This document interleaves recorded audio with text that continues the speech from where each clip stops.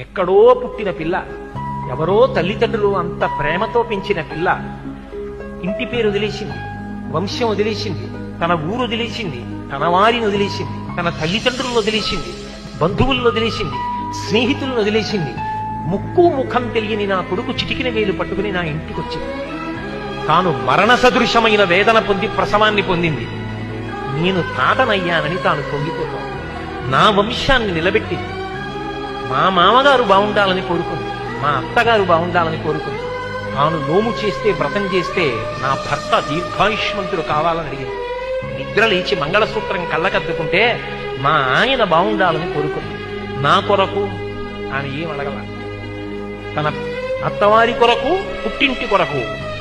ఆ పిచ్చి తల్లి ఎక్కడో పుట్టిన పిల్ల నా ఇంటికొచ్చి ఇన్ని చేసిందే, ఆ పిల్లగా నాకెక్కువ, నా కొడుకు ఎక్కువ అంటే ఆ